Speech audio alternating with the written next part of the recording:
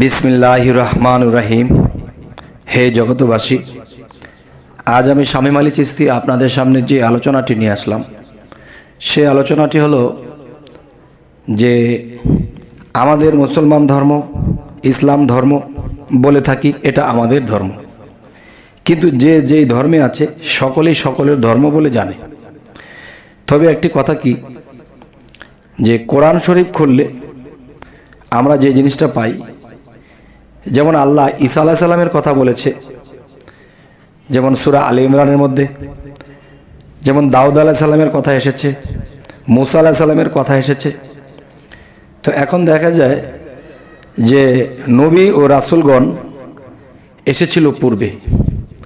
তো নবী রাসূলগণ যদি পূর্বে এসে থাকে, তাহলে দেখা যায় সকল নবীর কথা কিন্তু বলা সম্ভব নয়। তবে ঈসা আলাইহিস সালামের যে ধর্মের নেতা তিনি ছিলেন, সেই ধর্মের নাম খ্রিস্টান। আমরা বলতেছি আমাদেরটা মুসলমান।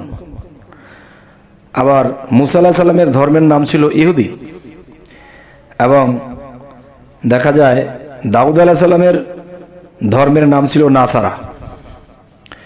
তো ইহুদি, নাসারা, খ্রিস্টান, মুসলমান। তবে এই চারজন নবীর উপরে চারটি ধর্ম। তো এখন আমি বলবো যে আমরা কিন্তু একটা কথা বলে থাকি, খ্রিস্টান ধর্ম ভালো নয়, ইহুদি ধর্ম ভালো নয়, নাসারা ধর্ম ভালো নয়, আমাদের ইসলাম ধর্ম ভালো। এই কথাটা আমার জায়গায় থেকে, আপনার জায়গায় থেকে যেমন আপনি বলতেছেন, তেমনি অন্য ধর্ম, তার নবী মুসা তার কাছে বড়, তার নবী ঈসা তার কাছে বড়, আমার মোহাম্মদ রাসূল ইহাতে নাই কোনো ভুল, আমারটা আমার কাছে বড়। তবে কে বড় কে ছোট, আজকের এই আলোচনাটুকুই হবে ইনশাআল্লাহ।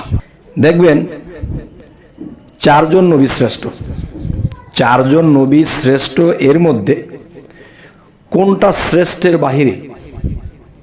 আর এই চারজন নবী আপনার মানব দেহে বাস করে, এই চারজন নবী আপনার মানব দেহে বাস করে। এখন কোন নবীকে আপনি বাদ দিবেন? একজন নবীকে যদি আপনি বাদ দিয়ে দেন, তখন কোরআনের কথা অবমাননা হবে প্রথম। দ্বিতীয়ত অবমাননা হবে আপনার অঙ্গ থেকে একটা অঙ্গ খুলে ফেলে দেওয়া, আর একটা নবীকে বাদ দেওয়া।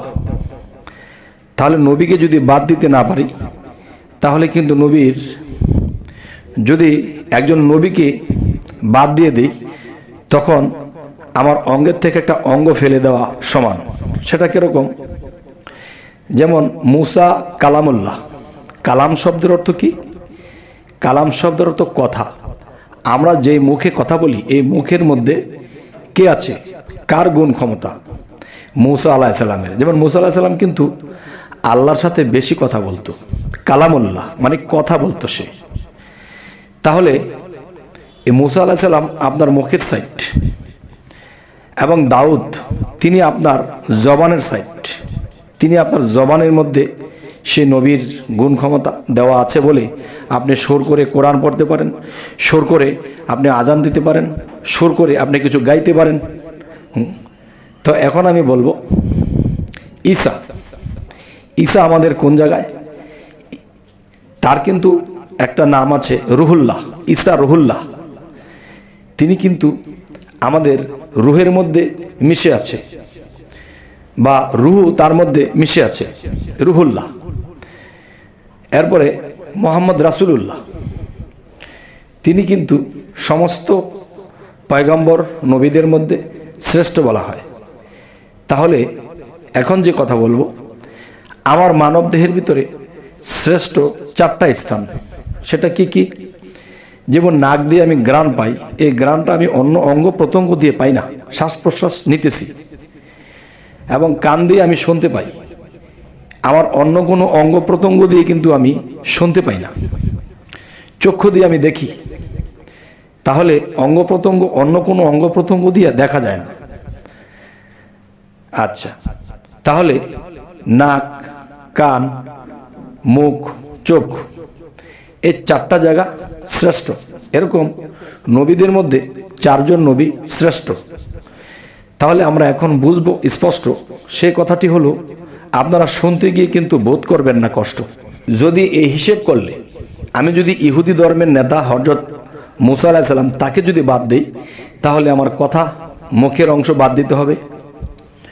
যদি আমি ঈসা রুহুল্লাহকে বাদ দেই, তাহলে আমার রুহের অংশ বাদ দিতে হবে। যদি দাউদ জবরুল্লাহ, তার ধর্মের নাম ছিল নাসারা, তাকে যদি বাদ দেই, তাহলে আমার জবান বাদ দিতে হবে। ঠিক তেমন করে মানব দেহের মধ্যে 4টা বিশেষ অংশ, যা ছাড়া মানুষ অচল। তাহলে এই অঙ্গ প্রত্যঙ্গ যেরকম খুলে ফেলে দিতে পারবো না, অকার্য হয়ে যাবে, ঠিক বিশেষ করে যে লাখে লাখে নবী এসে গেছে, পয়গম্বর নবী রাসূলরা এসে গেছে, কিন্তু আমরা অতগুলা তো দেখে পারবো না। বিশেষ করে কালেমার মধ্যে পাওয়া যায় যে 4 কিতাব কিংবা আসমানি কিতাব সমূহের উপর ঈমান আনিলাম। আসমানি কিতাব বলতে আমরা তো অন্যটা পড়ি না, বিশেষ করে 4টা, যেমন ইনজিল, কোরআন, জবুর, তওরাত। এই 4টা কিতাব আসমানি কিতাব, তার মানে আল্লাহর কথা। তাহলে আমরা কোন জ্ঞানে বলি ইহুদি ধর্ম ভালো না, তাহলে ইহুদি ধর্মের নবী মুসা সেও ভালো না। যদি বলি খ্রিস্টান ধর্ম ভালো না, তাহলে ঈসা রুহুল্লাহ সেও ভালো না। যদি বলি নাসারা ধর্ম ভালো না, তাহলে দাউদ নবী ভালো না। তাহলে এরকমভাবে গেলে আমাদের চলবে না। তো এই 4 জন নবীর উপরে, 4টা কিতাবের উপরে আমরা ঈমান এনেছি, 4 কলেমার উপরে, 5 কলেমার উপরে আমরা ঈমান এনেছি। এখন আমরা এই সাইডগুলো যারা না জানি, না বুঝি, তারাই কিন্তু এরকম কথা বলে বসি। তো আমি যদি স্বয়ংসম্পন্ন হয়ে থাকি, মানব দেহ নিয়ে নাক, কান, চোখ, মুখ সমস্ত কিছু আছে, ব্যবহার করতেছি, এখন আমরা সেই নবীদেরকে বাদ দিতেছি, বাদ দেওয়া যাবে না। তো অনেকে বলে যে আপনি যে কথাগুলো বললেন, এটা তো মুহাম্মদ সাল্লাল্লাহু আলাইহি সাল্লাম বলেনি। মুহাম্মদ সাল্লাল্লাহু আলাইহি সাল্লাম বলেনি, অন্য নবী বলেছে। তো সে তো আমাদের নবী না, তাহলে কার নবী? এই চোখটা কি আপনার না? এই মুখটা কি আপনার না? কানটা কি আপনার না? তাহলে কান, চোখ, নাক, মুখের বেলায় যদি আপনার হয়, তো নবীরা কেন বাদ দেবেন? তারা তো 4 জন নবীর 4টা শ্রেষ্ঠ জায়গায় স্থান করে বসে আছে। তবে হে জগৎবাসী, আজকের এই আলোচনাটি কি বোঝাতে চাইলাম?